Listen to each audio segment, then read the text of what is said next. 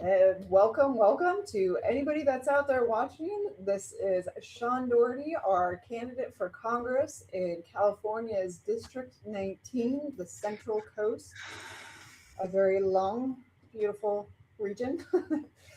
And we're going to do an Ask Me Anything where we have just a few questions for Sean today. And do you want to start off by catching us up or just giving us anything about the campaign?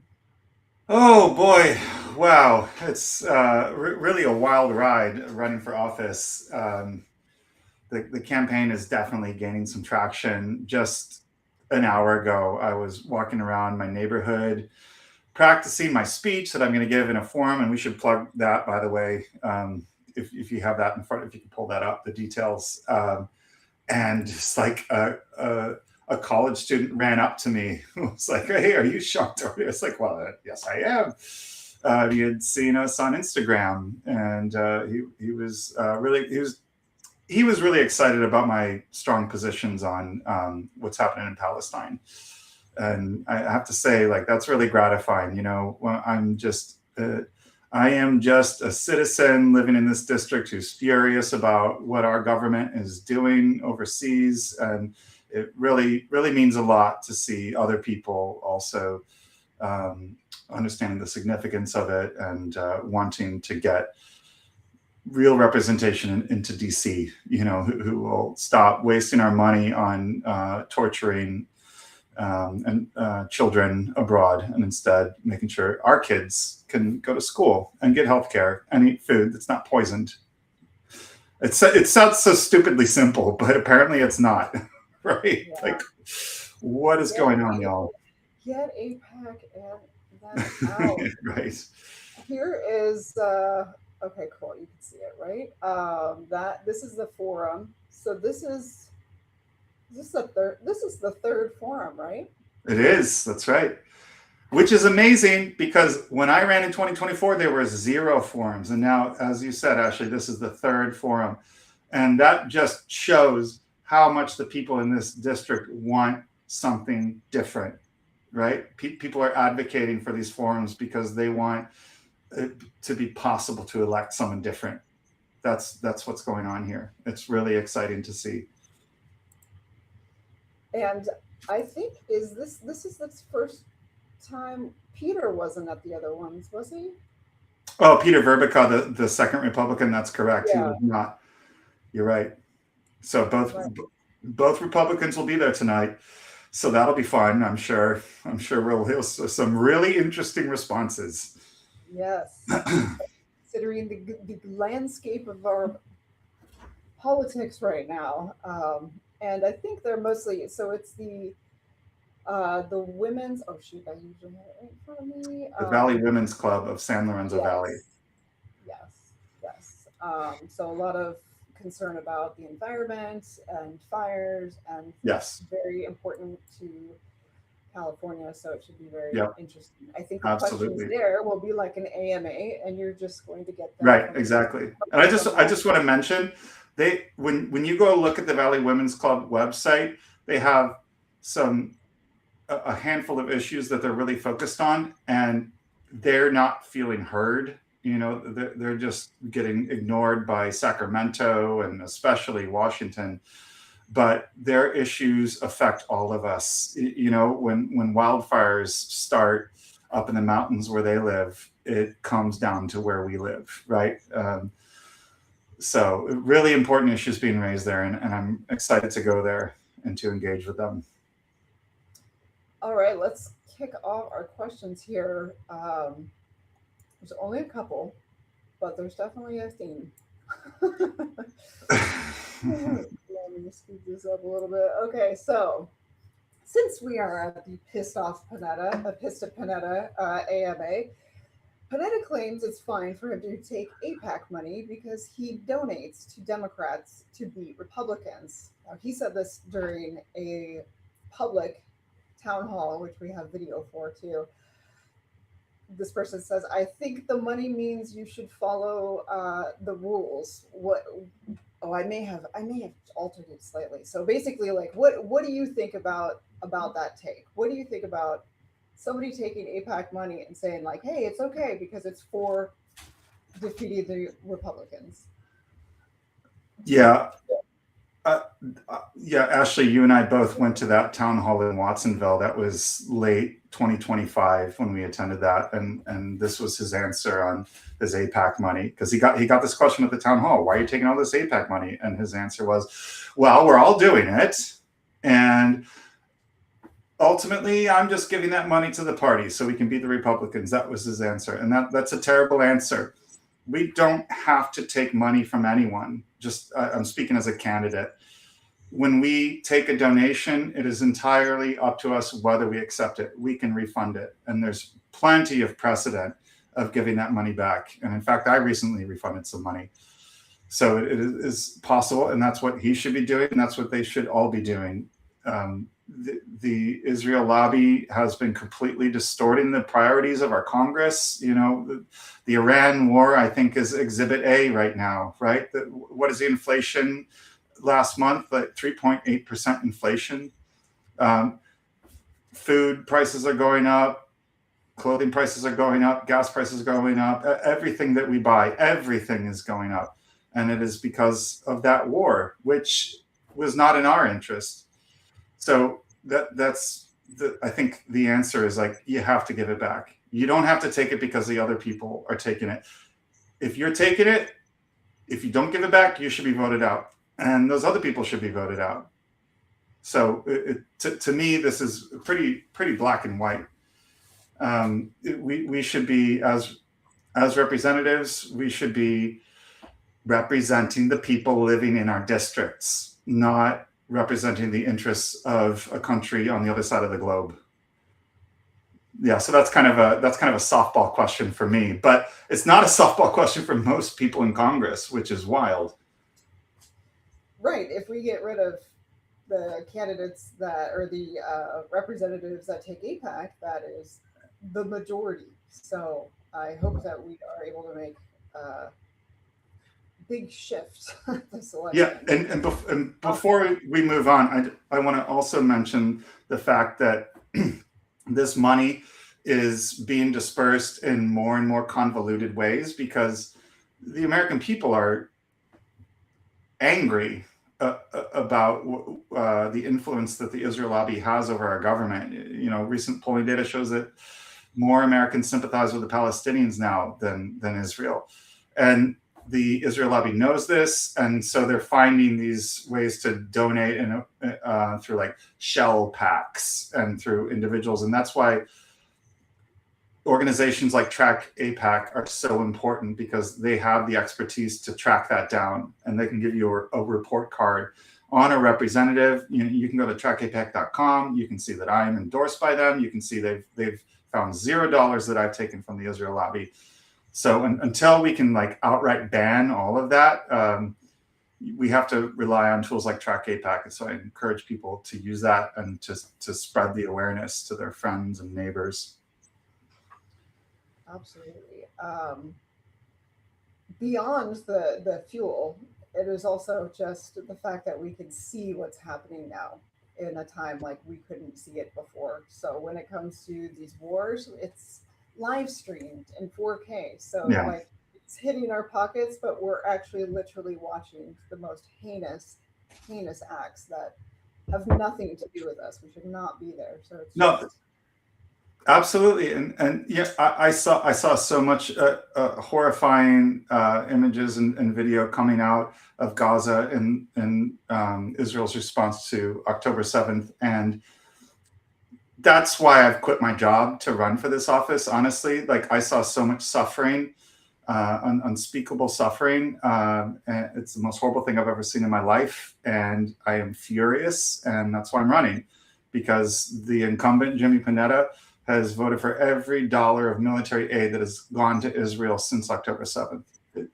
as recently as January of this year. So he knows full well what that military aid is going towards. Yeah, it was what, 3.3 billion in January. It was just like it was in the billions. Yeah. Yeah. How many times do people have to ask you? It might have even been more than that. It might have been like 6 billion. Whatever. It doesn't matter. Like it was billions. Yeah. Anyway, so let me go to the next question here. What would you do about our electoral system and election reform? Specifically, how would you recruit more fringe candidates whose platforms address more than just hot button issues? Well, I don't want to recruit fringe candidates. I would prefer a different word. Like, let's just say candidates who are thinking differently than the mainstream, which I think we need. We need people who are thinking outside of the box. Like, clearly, this isn't working, right? Like, a majority of Americans cannot pay for their basic needs. We can't pay for our food and housing and healthcare and education, et cetera. So we need people who are thinking differently. And the first thing that comes to my mind with reforming this election system is ranked choice voting.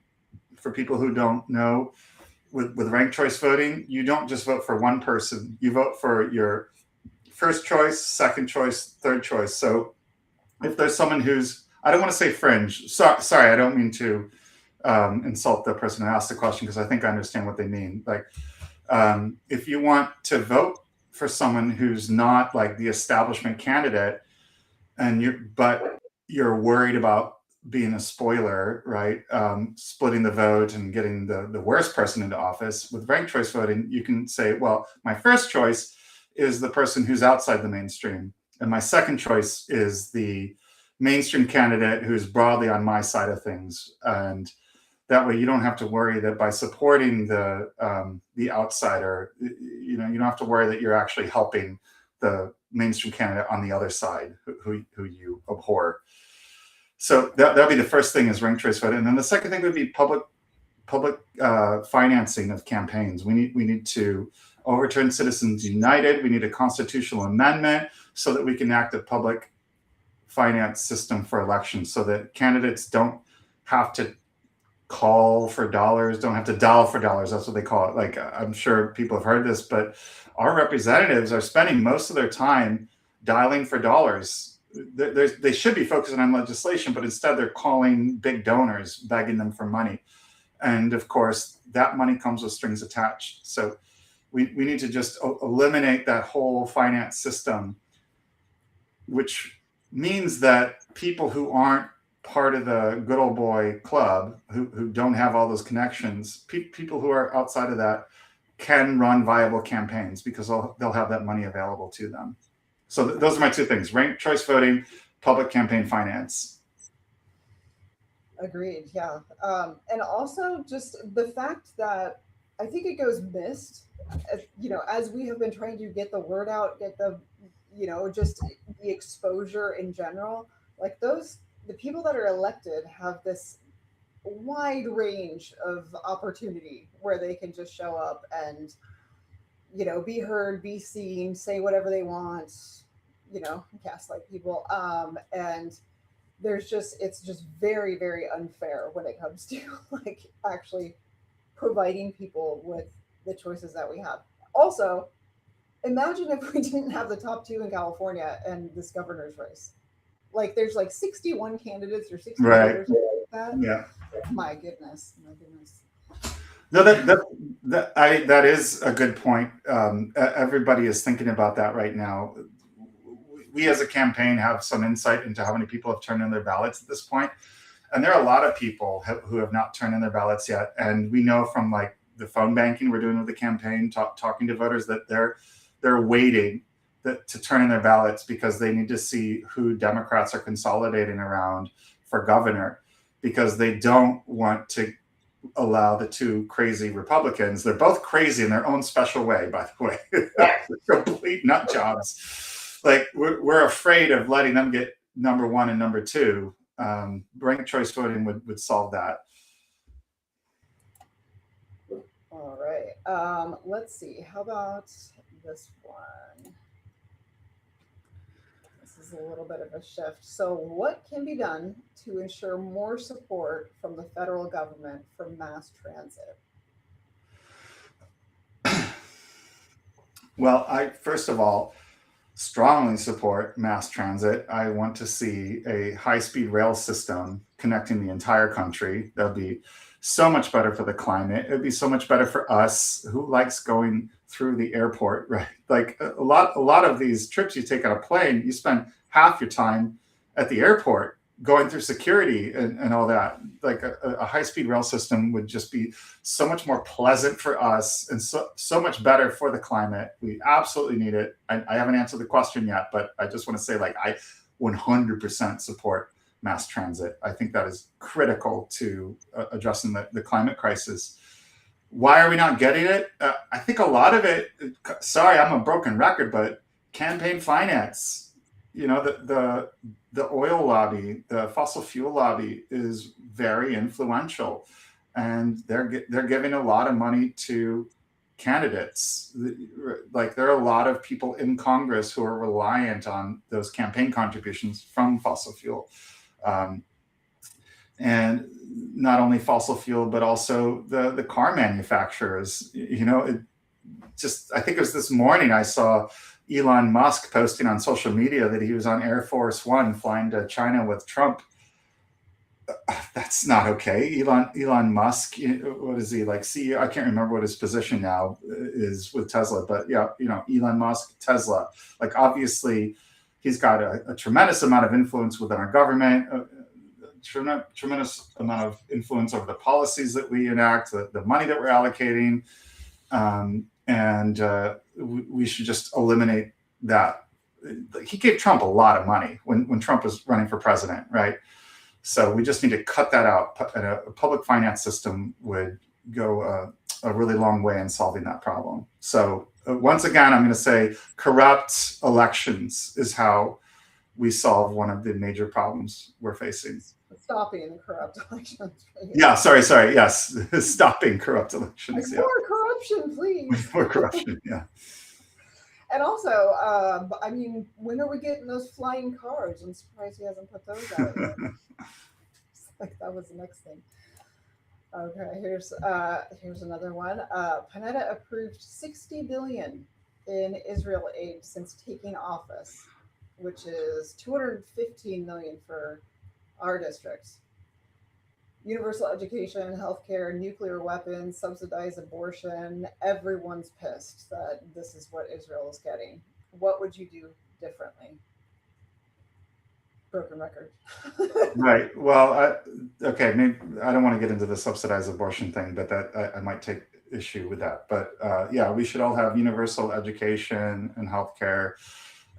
We should not be building up our nuclear weapons, our nuclear weapon arsenal. What will I do differently? The same thing I've been saying. Like, I'm not going to take that money. You know, Jimmy Panetta's #1 donor in 2024 was AIPAC. Jimmy Panetta's #1 donor in his 10 years in office, also AIPAC. And I think there is a direct line between that fact and how he votes. So, and I don't take that money, and you can go on trackapac.com and verify that I don't take that money. So, sorry, I'm just going to say the same thing over and over again. It's legalized bribery, right? Like, these politicians are taking legalized bribes from these various special interests, and that we need to make those illegal. Full stop. It's really simple. I'm here for it. Like, keep saying it. It's fine. That's what we want to hear. What are the top talking points criticizing Panetta that the voters need to know about?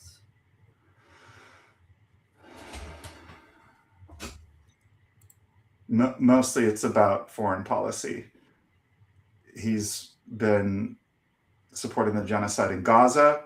He's been, for years, introducing legislation that's been leading us up to this war with Iran. Like, right now, he's claiming that he's against the war, but even that, he's being very mealy-mouthed about. He's not against the war. He's against the war without it being properly declared by the Congress. But he's been spending years building up military alliances between Israel and the Gulf states, and he's been setting this up. And I talk mostly about the Israel lobby, but it's not just the Israel lobby. He's also taking money from the weapons manufacturers like Lockheed Martin and Boeing and Raytheon, et cetera. Those are some of the top donors. And so generally, like, it's militarism. I think that's the number one problem with him, is his support for a global military empire. And he has this reputation, unfortunately, from my perspective, unfortunately, he has this reputation as being good on environment, good on climate, but you cannot be good on environment and support a giant military. Those are incompatible, fundamentally incompatible. The US military is the number one greenhouse gas emitter in the world, the biggest institutional polluter in the world. So if you really believe in a clean environment and decarbonization, you have to support drawing down our military. And we just need a military that is defending our shores, not ruling the world. Also, he didn't vote to impeach. Oh, very good point. Yeah. That's crazy to me. I don't understand. Like, to me, that's just like a no-brainer. If you're a Democrat in Congress, of course you support impeaching Trump. Like, why wouldn't you? Twice. It was June, and they did it like in December too. So yeah. So actually, and then another thing would be that he voted for that resolution last year, like June of last year, that was praising ICE, thanking ICE for protecting the homeland. So so militarism, then his support for ICE. He's very weak on ICE. He's just calling for reform of ICE. Rebrand. Yes, I really think he got a memo, an internal memo, and he wasn't supposed to say it publicly. He wasn't supposed to actually say, "Let's give them a new name." But yeah, he wants these weak reforms of ICE, as I said, body cameras, better training, and that's not where the constituents are. I was just talking to an activist yesterday who lives in the San Luis Obispo area, and just the night before, two activists that she's been working closely with had their front doors knocked down by ICE in the middle of the night, like 3 a.m. One of them had their door knocked down at 3 a.m., another at 4 a.m. These were two citizens who the only thing they've done wrong is protest against ICE and try to help families of people detained by ICE to be reunited with their families. They've done nothing illegal. So ICE, it seems like every few months there's some new escalation in their tactics, and it just is so similar to what I learned about, the brown shirts in Nazi Germany. When I was a kid in school, I remember learning about them, and I just, the tactics ICE is using really reminds me of that. I do not think that I learned about that in school, by the way. Oh, okay. Well, maybe I went to a better school than you, Ashley. I went to a very good school. Oh, yeah. Okay. I was in Illinois. Illinois has very good public schools. Yeah, I think there's like a time where they just kind of did not. I mean, maybe it was the location of school. I don't know, but I remember Gabe. I think when he was talking about that. Gabe Medina. What is it? Oh, okay. We just are undereducated, I would say, in general. But I wanted to throw this comment up. Let me see if it goes up. So somebody says, what the media portrays as fringe. This is back to that previous question about the electoral. What the media portrays as fringe or alternative is actually the popular mainstream position of the American left. It's rational progressivism. True leftness. That's all there is to it. Yeah, agreed, 100%. I don't know who provided that comment, but I agree with them. Whoever scale tipper is, totally agree. Yeah, that's a really important point. It's part of the propaganda, like all these policy positions that support the oligarchy are described as being centrist or moderate, but it's not what most of us believe, right? Like, most of us want single-payer healthcare. We want Medicare for all. We want to be able to just go to the doctor and not worry about how we're going to pay for it. But the centrist, the reasonable position, is that we maintain these parasitic private health insurers that add what to the system? They're just these middlemen that just like take money from us for doing nothing, right? They don't provide any service. Yeah, I agree. I agree with that person. Right on, whoever that was. Yeah, and going back to this question, as far as Medicare, I think Medicare for all. It is worth noting that he has been on the Medicare for All caucus Right, like his whole term, and right. he is funded by all of the big pharma, like Pfizer, all of these guys. So Yeah, that's yeah, yeah. Good point. And you can go to opensecrets.org and you can see a summary of his campaign finance, and you can see that like the insurance industry is like in his top three. I think in the 2024 election cycle that was the case. Yeah. I mean, he's very tricky, very sneaky with his words and everything like that. So um, that's just paying attention to the details. But those were the only questions that really came in today. I think probably people are completely overwhelmed with the system. I don't even know Yeah. what to ask anymore because it just looks like we are headed toward doom. That is the current trajectory. We can turn it around, though. I really believe that we can turn it around. It'll take some time. It'll take some time, and it's serious change with new representatives that do not take money from AIPAC and major corporations. Right. Yeah, we need grassroots campaigns like this one. Yeah. So what Saturday is? You want to tell us about the weekend? Oh gosh, I have to pull up my calendar. Yeah, we've got a couple events. Do you have them in front of you? I have to pull up my calendar. I think it is hard to keep track at this point. We're going to be in Monterey County on Saturday, the 16th, right? Yeah. The Progressive Democrats of America meet and greet in Monterey. And people can go to SeanForCongress.org and go to the events page and they can see these. But we've got a meet and greet in Seaside with the Progressive Democrats of America. So that's Saturday, noon to 3. Or we show up at noon. I don't know. I might be looking at. Sorry, I wasn't prepared to. Well, we'll be I'm looking at our internal calendar. Saturday. What's that? So we'll be in Seaside on Saturday. So right. There's that. Yeah. And you find out the actual details of the website. So if we have yeah, exactly. And then Sunday we're going to be at the San Luis Obispo County Jail.